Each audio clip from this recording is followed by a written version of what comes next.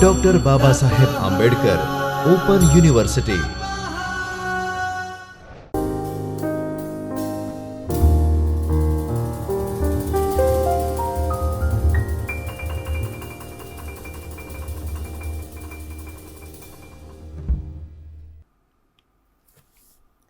Hello learners, I Ritu Gaur, Assistant Professor of English at Babasaheb Ambedkar Open University, welcomes you all in the first year Bachelor's in English video series. Fasten your seatbelt. Now we are going to learn towards the journey of literature and culture. So are you ready? So let's start our today's session with Unit 13. In Unit 13, we are going to learn about the introduction, the concept of literature, the concept of culture, and relationship between literature and culture and some of the keywords. Let's start today's session with the wonderful quote. E.M. Forster has said that what is wonderful about great literature is that it transforms the man who reads it towards the condition of the man who wrote, and brings to birth in us also the creative impulse. Let me remind you that whenever you are in the 12th standard or you have read any poetry, any drama, any novel, what happened at that time? The wonderful about great literature is it transforms the man who reads it. So whenever we are reading literature, we had some notion, we can relate it to the person. Let me give you the example of 7 Steps in the Sky. In Gujarati, the book's name is Saat Pagla Akashma, written by Kundanika Kapadia. So, in that novel, whenever you are reading it, you can come to know that what happened at the time with the woman. So, in that way, we are reading it and the condition of the man who wrote it. So, at that time, when the Kundanika Kapadia has written that book, so what exactly happened that time? At that time, what was the condition of woman and what was the surrounding, what were the tradition? So, it brings to birth in us also the creative impulse. So, whenever we are reading, we feel something, we may even connect with the character or any person or some incident of our life. So that is the wonderful thing about literature. Now, what is the concept of literature?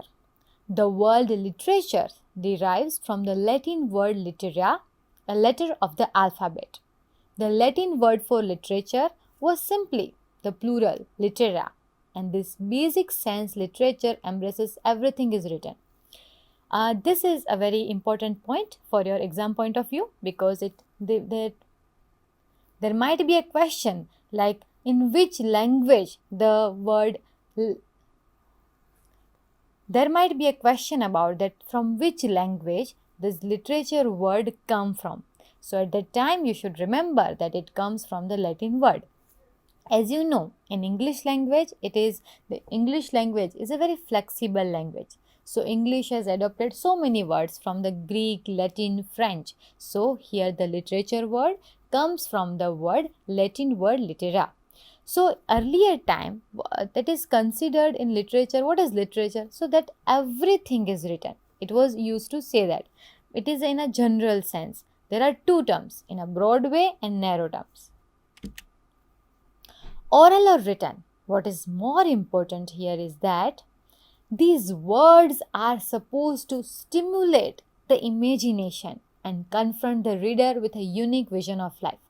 So what is important here is even the oral or written literature, that make no difference, of course, when it comes to oral, because earlier there was a oral tradition. So, but when it comes to written, it is a documentation. So it is a very important. But apart from this, some important thing is that words are supposed to stimulate the imagination. So maybe your favorite poetry or drama or anything, you should remember it. So whenever you are reading it something happened within you. They stimulate the imagination. Here I have given the example of wonderful poems of Robert Frost, Stopping by Woods on a Snowy Evening. Here the poet described the snowy evening. But look at the title, stopping by not someone, stopping by woods. Woods, because when the poet was going somewhere and it was a winter and snowy evening. So the woods, that forest was so lovely, and there are last stanza, there are some four lines which is really remarkable in English literature. I would like to recite that the woods are lovely, dark and deep, but I have promises to keep. Miles to go before I sleep, miles to go before I sleep. Here, in the literal meaning, is that miles to go before I sleep. Here, literal meaning of sleep doesn't mean that just go to the bed at night. No. Figuratively, the poet wants to convey the feeling, that the emotion that stimulate the imagination, that the woods are lovely, dark and deep. Means, even in our life, sometimes the surroundings is so great, we feel comfortable, we find that okay, this is the heaven, but I have promises to keep, maybe promises to ourselves, promises to the family or society. So there may be so many promises that I have to fulfill. And if I want to fulfill that promises, I cannot stand here. I have to move forward. I have to go further. Miles to go before I sleep. Sleep means before death. We don't know when will the we don't know that when will death come and knocks our door.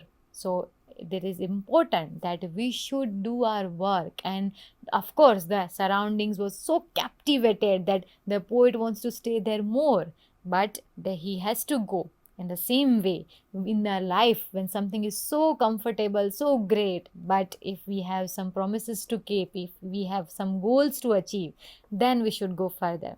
So here the lines come, with a unique vision of life. So by reading poetry or drama or any literature about the great literature, we feel the same unique vision of life. In the 18th century, literature was viewed as well-written books of an imaginative or creative kind. So in the 18th century, the definition is changed. Like now, not everything that is written, even the article in newspaper or the news in newspaper, it is not literature. So in 18th century, they refined that what is well-written books of imaginative or creative kind. Creation is very important, because whenever there is in literature some kind of imagination, some kind of creativity should be there. Good literature is said to demonstrate craft and artistry and has the power to raise questions, provide fresh point of view, and expand the understanding of self and the world. This is the quality of a good literature. Okay, so we have started with this example of 7 steps in the sky. If you haven't read it, it is also available in Gujarati, Saat Pagla Akashma. You must read it. Here that its power to raise questions. In Saat Pagla Akashma and the 7 steps in the sky, there is a central character named Vasudha. She raised the question that is it okay to do whole life the only household chores? Is it okay to just being a wife, mother or daughter-in-law? Is it okay? That raises a question. Provide fresh point of view, because in the end Vasudha has transformed herself, and what she has done in the end, that there is a place where she went and how she changed the whole life, that expand the understanding of the self and the world. So for exploration, even sometimes to understand yourself, literature helps through the character, through the storyline, through the plot, climax. So this is a power of great literature. It raises question, it also gives solution. Now, the concept of culture. Again, from the MCQ point of view, you should remember that English word culture is derived from the Latin term cult or cultus, meaning tilling or cultivating or refining and worship. In sum, it means cultivating and refining a thing to such an extent that its end product evokes our admiration and respect. This is practically the same as Sanskriti or Sanskrit language. The term Sanskriti has been derived from the root kri, means to do, of Sanskrit language. 3 words came from this root. Kri means Prakriti, basic matter or condition. Sanskriti, refined matter or condition, and Vikriti means modified or decayed matter or condition. When Prakriti or a raw material is refined, it becomes Sanskriti, and when broken or damaged, it becomes Vikriti. Sanskriti and Vikriti, they both are opposite. What is Sanskriti? It is a term is refined culture. Now, let me remind you the ancient times, how the human being evolves. In ancient times, the humans don't have the proper notion how to eat, how to speak, and even what to wear. If you remember your childhood days, you have seen the pictures of a man wearing nothing but just cover some parts of the body with leaves, right? And how evolving day by day, and now we have a refined term, refined oil. You might have seen that in every oil. So refined, which is very pure, very nourished form. So that is refined culture. So Sanskriti means now we have to do Sanskriti, refined matter or condition, and Vikriti, which is very opposite of Sanskriti, where something, the belief, the norms, which is not acceptable in our culture. So that is a concept of culture. It is generally accepted that culture embodies the way humans live with and treat others, and how they develop or react to change in their environment. You might have seen the different cultures, right? So in Gujarat, in Punjab, everywhere the culture is different. In some culture, people greet with namaskara, some greet with hi hello, some greet with some other kind of gesture. So it differs from person to person, it differs from the region. Now, how the way human live with and treat others, that is very important. That how you can talk with another person, it shows your culture. Sometimes something happened and we say, oh, that person is not cultured. This is not our culture. We can't do it. So what does it mean exactly? That how we should behave, how we should treat others, and how to react to change in the environments. So that is called culture. Definition of culture in broad and narrow sense. So there is little c and big C. It is also very important in your question as well. First, let me tell you about little c. That is BBV. Belief, behavior and values. Belief. What is belief? That I believe in something. I believe, as Gandhiji's belief was truth, non-violence. And his behavior should, whatever your belief is there, it should demonstrate, it should apply in your behavior. And that is very important thing. And values. So this little c considered this three: belief, behavior and values. Big C, it shows about music, literature and art. It also differ from this culture to culture. So even music, there are uh, classical music, jazz music, western modern music, so pop music. In that way, it is very different from in the culture. Now, relation between literature and culture. Literature reflects the history of civilization, all the written manifestation of culture from literature. Now let me tell you, whenever writer, poet or dramatist, whatever they are writing, it is of course influenced from the culture around them, and it is also depict the history of the particular time. So, literature reflects the history of civilization. Literature teaches us to engage with the past. We don't know what exactly happened in the past, what was the scenario, how they were living, what were their beliefs, what were their values. We don't know anything about that. But we can come to know through this literature. Shakespeare, Milton, Chinua Achebe, Virginia Woolf all take us to a journey into the society of a past time. What kind of people lived in that society, how they behaved, and what were the norms of life they followed. All this is the subject of literature. Earlier I told you about the 7 steps in the sky, right? So at that time, when Kundanika Kapadia has written this novel, at that time that it was the pathetic condition of a woman. that how suffocated, how toxic environment it was, and how it should changed from time to time. So that point of past, that history is depicted here. In this way, Kundanika Kapadia has mentioned that how women need change, how the woman's condition should be evolving, right? So, in that way, Kundanika Kapadia has written Seven Steps in the Sky. So, every literature, every piece of art is depicted some kind of narration from the past. Shakespeare, of course, you know, the greatest dramatist of English literature. He has written so many dramas, plays, which depicted how the women were there and the women were not allowed to play as an artist. So they have a gender role and how the male performed as a female. So that was the scenario.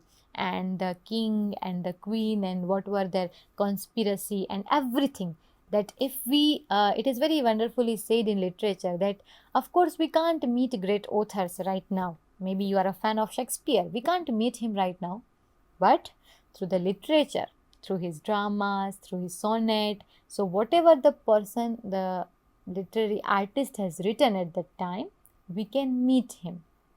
Chinua Achebe, Milton. I have put some pictures in a very chronicle manner, in a very chronicle season. So, sorry. I have put all these pictures of Shakespeare, Milton, Chinua Achebe, and Virginia Woolf. So you get familiarized with them through pictures. So first is Shakespeare, second is Chinua Achebe, third is Milton. Milton has written The Paradise Lost. Wonderful thing about devil and Satan and how the quote he has given to us that it is better to reign in the hell than to serve in heaven. So how Adam and Eve and what were the belief of religion at that time, he has depicted wonderfully in Paradise Lost. Virginia Woolf. Generally, we had this notion that there's a woman and the freedom and feministic things only in India. But no, Virginia Woolf is not Indian. Even at that time, she has written the book called A Rooms of One Own. What is a rooms of one own? It shows that a girl, a woman needs her own room. Why own room? Where she can live for herself. Every girl, every woman needs some freedom. And for that she has written a rooms of one own. Because only and only then because only that is helping the women to nourish, to become great.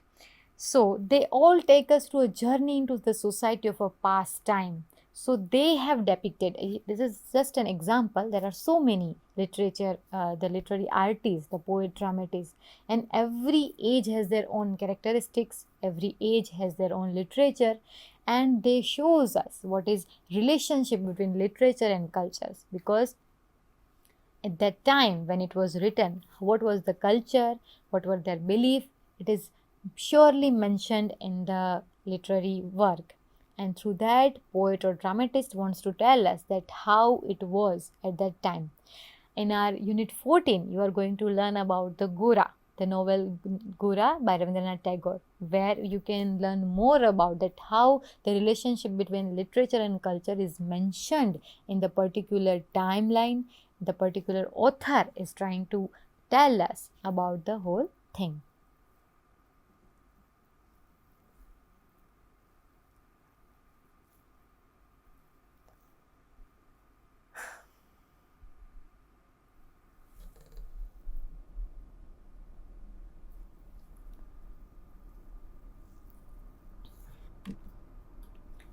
In conclusion, literature emerges out of culture and culture is propagated by literature. It is mutually beneficial connection that they have.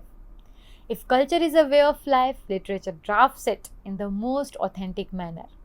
History is only a record of events. Literature is actually a record of people. So here in the conclusion I am trying to convey that how the relationship between literature and culture is both together, go in hand in literature, and it is mutually beneficial connection that they have, because of course that the importance of literature and importance of culture is both go into hand in hand. If culture is a way of life, literature drafts it in the most authentic manner. So culture is a way of life means how we have to live. So literature drafts it, it makes the documentation of in a most authentic manner. And history is not just a record of events. So if you read a history, you might not get stimulate the imagination, you might not feel something, you just remember, okay, that happened in the history. But when it comes to the literature, it gives the record of people, and there are some literary form like allegory, so you can directly not write about the political event, because at that time the democracy was not there, so you cannot write about some person, some political figure, but you can write about the person about whom you want to portray in a same way but with a different name. So that is a charm of literature, with imagination, that unique vision of life, it must be there.